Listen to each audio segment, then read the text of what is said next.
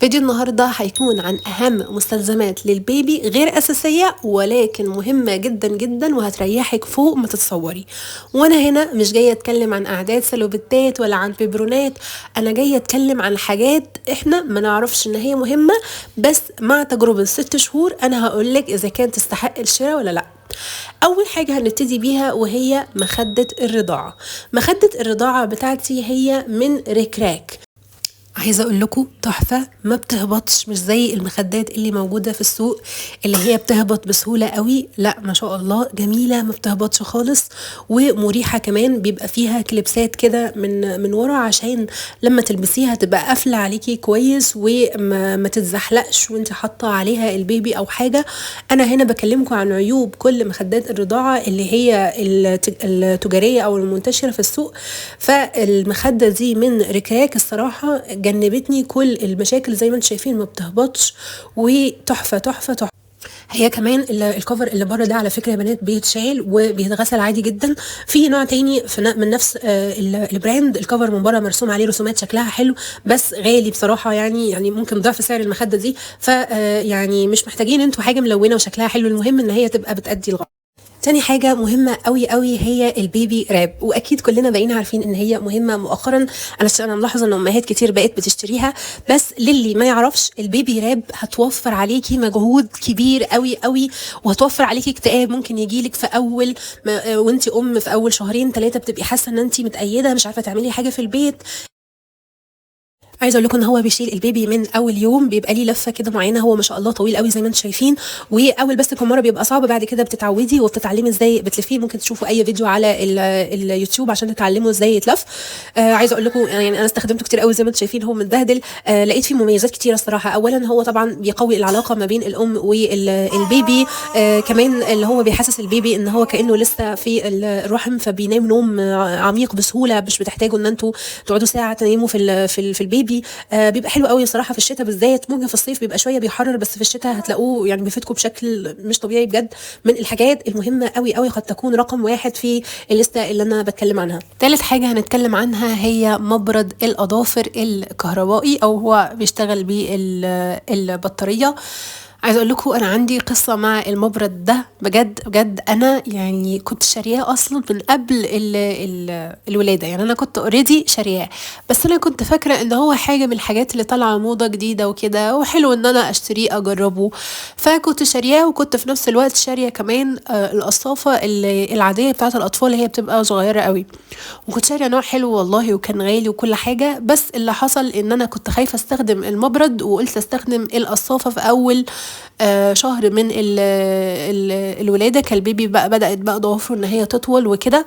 فلما جيت استخدمها يعني عايزه اقول لكم انه يعني ربنا يسامحني بس احنا عورنا البيبي ممكن مرتين بسبب القصافه. وبعد كده اكتشفت ان المبرد بيستخدم من اول يوم، وانه امن جدا جدا جدا.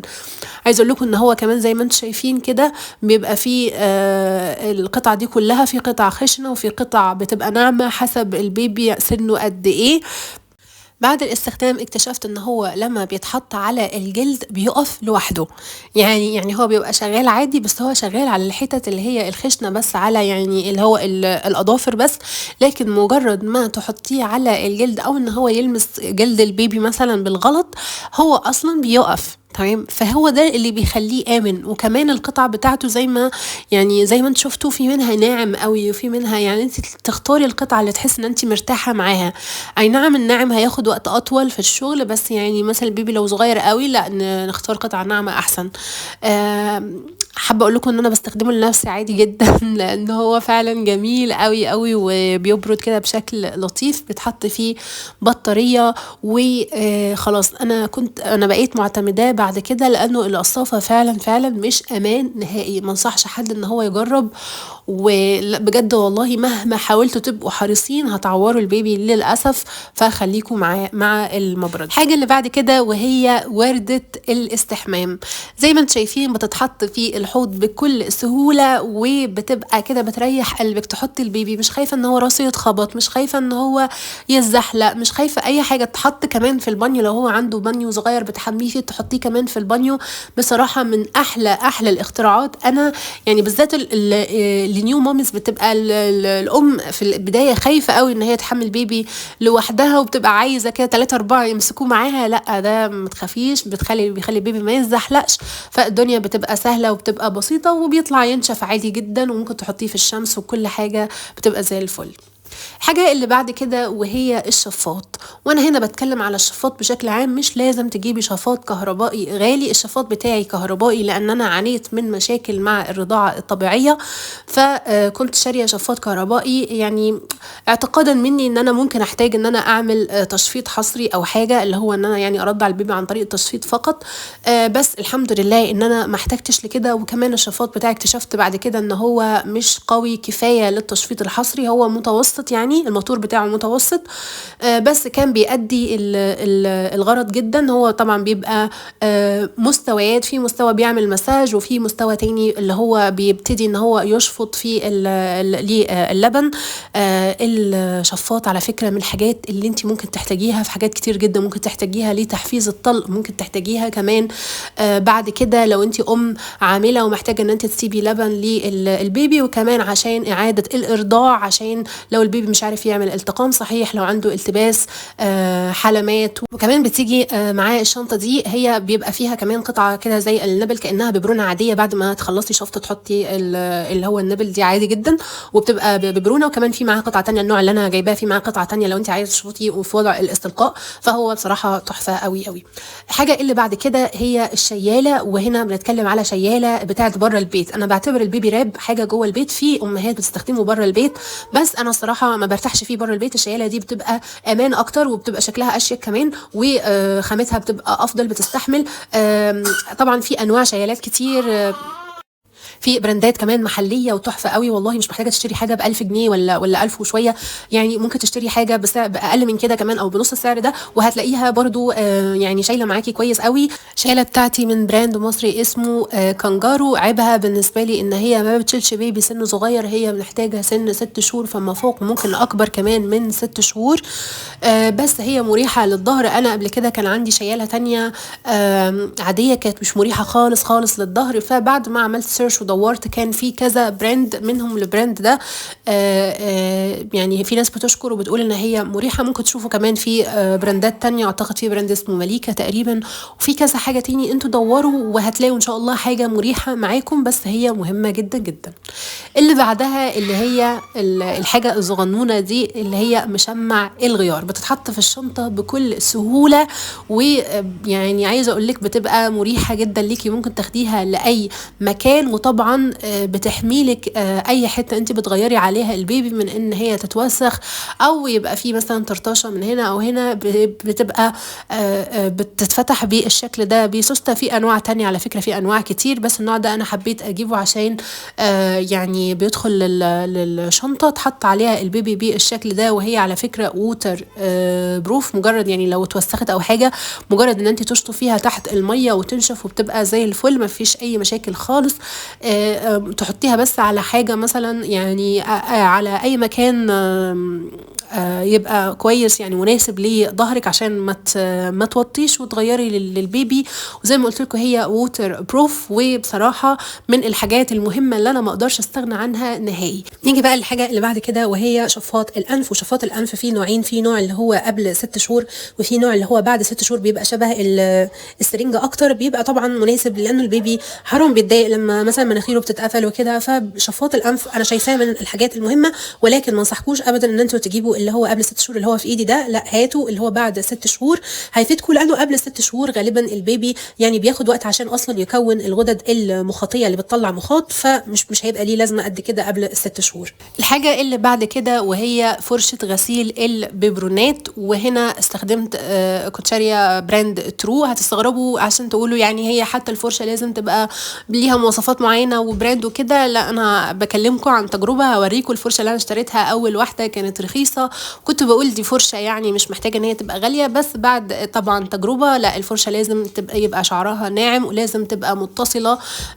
يعني كلها متصله ببعضها، ما فيش قطعه مثلا لوحدها منفصله. وكمان القطعه الصغيره دي مهمه جدا. دي الفرشه القديمه بتاعتي زي ما انتم شايفين شكلها يعني متبهدل خالص، بهدلت بسرعه جدا على فكره، بتتفك زي ما انتم شايفين كده، هي اصلا على طول من اول استخدام اتفكت، فحاجه يعني سيئه قوي قوي وكانت متعبه جدا.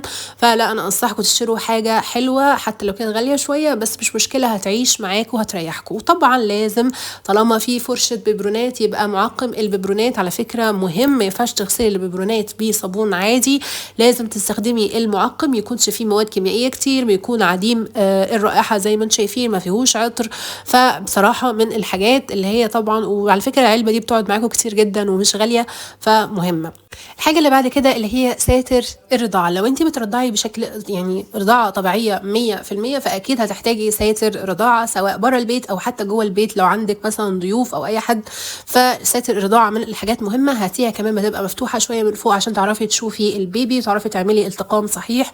فساتر الرضاعه من الحاجات المهمه اكيد. بعد كده هندخل بقى على فتره اللي هو التلحيص، ان احنا عايزين ايه ناكل البيبي. يعني مثلا سواء انت بداتي من سن 4 شهور وشويه او من 6 شهور، هتحتاجي الحاجه دي في البدايه فقط، وهي اللي هو المعلقه اللي بتحطي فيها الاكل السائل. في بدايه الاكل بيبقى كله طبعا معمول بالهاند بلندر.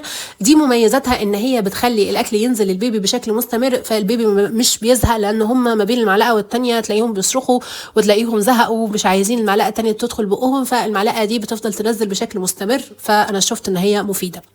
اللي بعد كده اللي هو الكرسي الهزاز. وانا طبعا هنا في طبعا كرسي هزاز وفي خيارات كتيره. انا في البدايه كنت خايفه انه البيبي ما يتقبلوش، لانه كنت بسمع ان هم بيشتروا بقى الحاجات اللي هو الباونسر اللي هو ب 4000 جنيه وبساعه البيبي مش بيرضى يقعد فيه. فخفت الصراحه ان انا اجيب حاجه غاليه، جبت حاجه من الحاجات اللي هي تعتبر رخيصه، وعشان اشوف ابني هيتعود عليها او هيحبه اصلا ولا لا. وبصراحه الحمد لله انه ابني تقبله، لان انا كنت بقعده عليه من بدري جدا، ومفيد قوي اللي هو وانت مثلا ان شاء الله ابتداء من شهرين ولا حاجه تبتدي تحطي البيبي فيه وتدخلي المطبخ تعملي اكلك تعملي حاجتك وهو موجود. هو من الحاجات اللي بتسهل علينا طبعا حياتنا في الفتره الاولى بصراحه جدا، وبتخلي البيبي مرتاح وجنبك كمان. الحاجة اللي بعد كده وهي بوكس الشخاليل السيليكون. البوكس ده بيبقى سيليكون، مش هي مجرد شخاليل عادية، لا بتبقى حاجات سيليكون شبه العضادات، يعني هو يعتبر عضادة وشخاليل في نفس الوقت. من الحاجات اللي الدكاترة بيتوصي بيها، وبصراحة أشكال حلوة وأشكال يعني لطيفة. البيبي أول ما يبتدي بقى الفترة اللي هو أعراض التسنين وكده، فبدل ما تشتري له عضادة بتبقى غالية، ممكن تشتري بوكس ده على بعضه، وبيحبوهم جدا على فكرة يعني. وبصراحة هو يعتبر كمان ارخص واوفر من انك تشتري عضاده لوحدها، وفي اشكال كتير جميله قوي وحلو.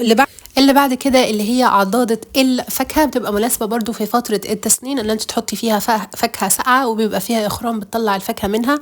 عايزه اقول لكم السر، من كتر ما كنت حاطه فيها موز وبطيخ وحاجات كتير، البيبي بيمسكها في ايده ويبتدي يعضعض وتطلع له الفاكهه في نفس الوقت، بتبقى حلوه ومناسبه للتسنين. وبكده احب اقول لكم انه الفيديو بتاعنا خلص، ودي الحاجات اللي انا اعرفها. لو انتوا عندكم اي حاجه انا ما ذكرتهاش في الفيديو وانتوا شايفين ان هي مفيده، يا ريت تقولوا لي عليها. انا برضو لسه نيو مامي، بس انا حاولت ان انا افيدكم بخبرتي المتواضعه اكيد. وبكده الفيديو يكون خلص. باي باي.